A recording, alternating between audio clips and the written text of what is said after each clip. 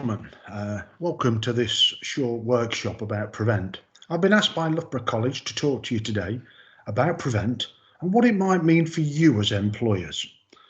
Okay, I'm going to show you a few slides which will hopefully help me to introduce Prevent to you and help you to better understand what it might mean to you and your workplace. My name's Sam Slack. I work for the Department for Education.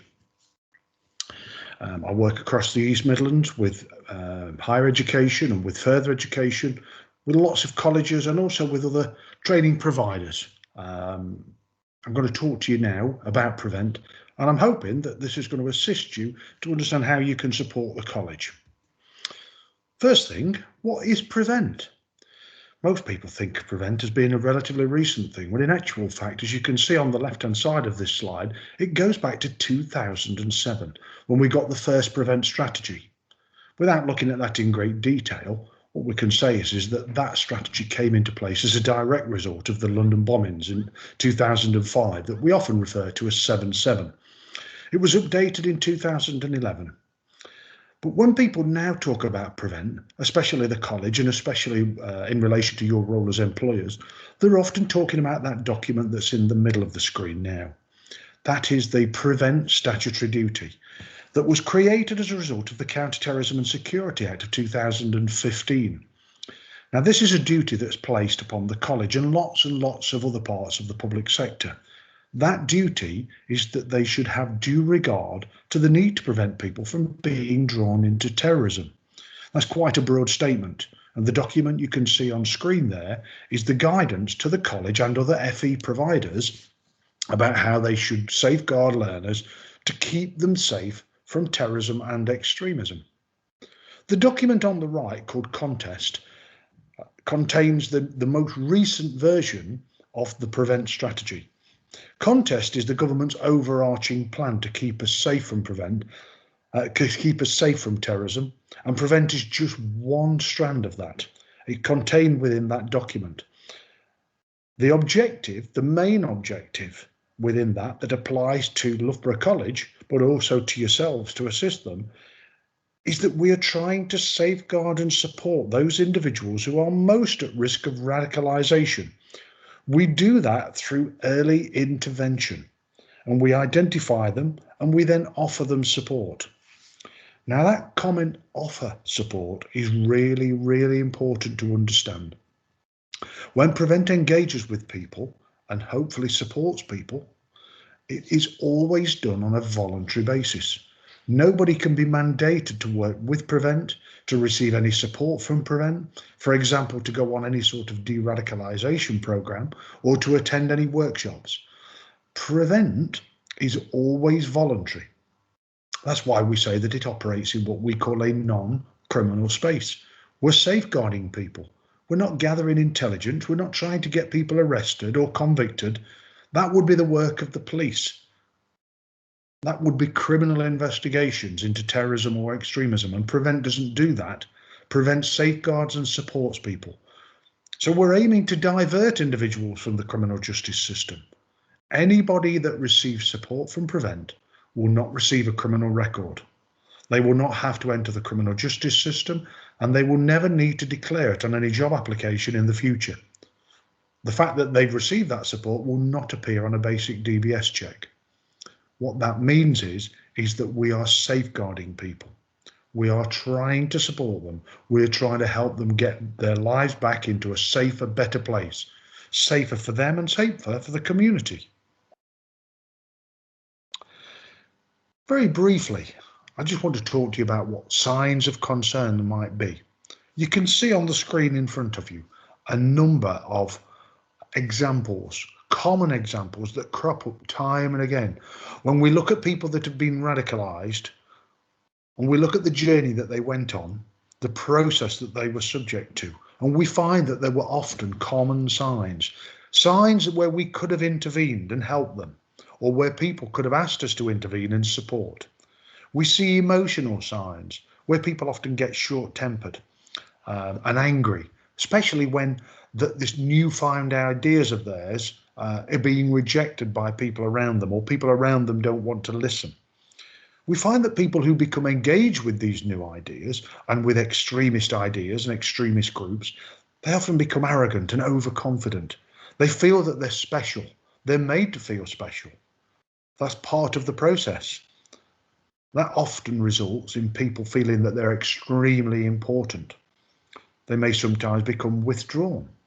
They might become secretive. There are often verbal and written signs. These are often the very first things that people see and notice, where the individual becomes fixated on a new subject, fixated on a particular ideology. By that, I mean ideas that support terrorist and extremist groups. They might start to use different language, coded words, words that we don't understand, or words that we've heard, but we probably don't always understand the context of.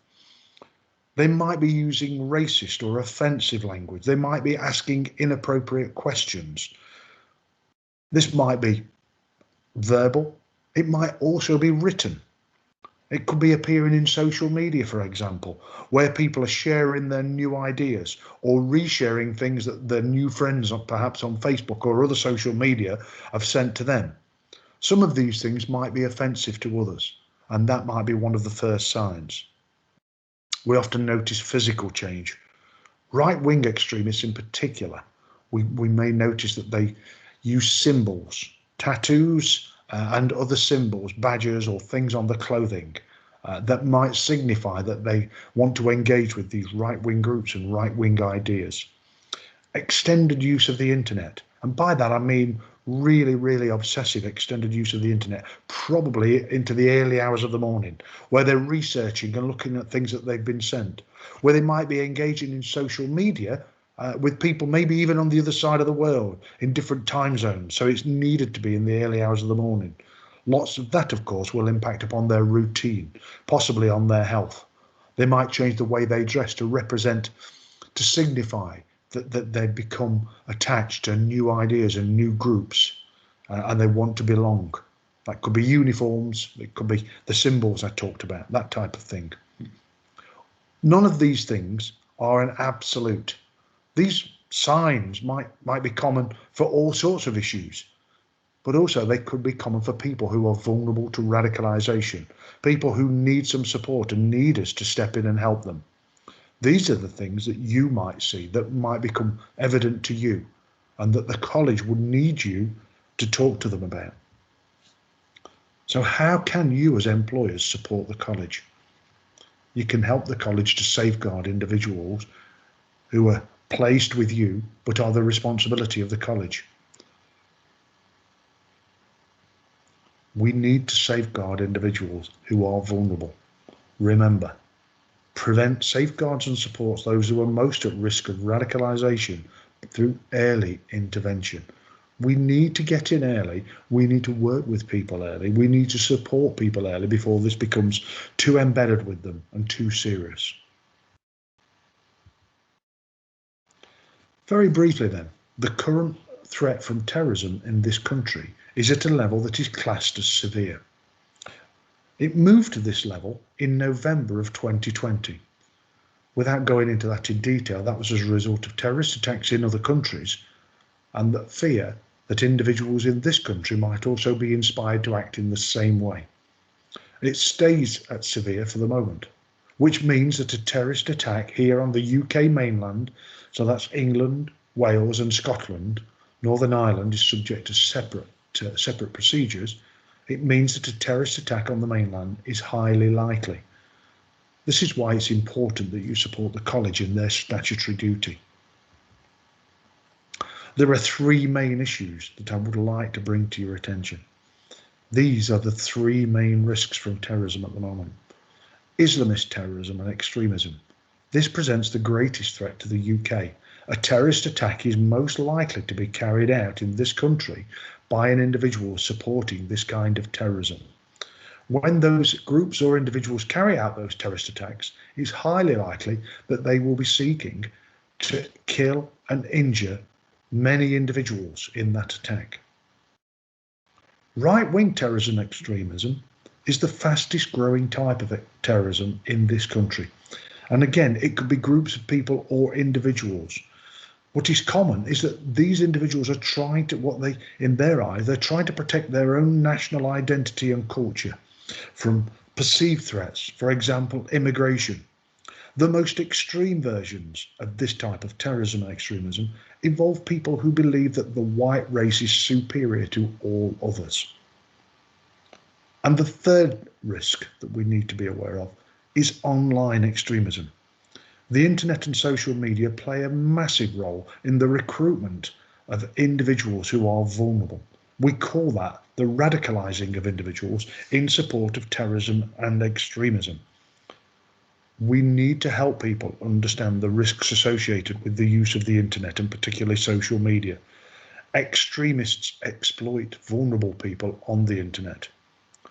This has increased significantly in the last 10 months or so as a result of the current health crisis and as a result of many people spending lots of time at home and increasing their time on the internet. Terrorists quite literally patrol the internet, trying to seek out vulnerable people. And it's important that we respond to this on where we see and hear things that might not feel right, that we share our concerns. We ask that you share them with the college so that the college can intervene if necessary. They can investigate and try and find out what is really happening to that person. And if they need to, they might seek the support of Prevent. My name's Sam Slack. I work for the Department for Education. Thank you for your time today. If you have any questions, I can be contacted on these details on the screen now, or otherwise, please contact the college and share any concerns or ask any questions you might have relating to Prevent and the safeguarding of individuals.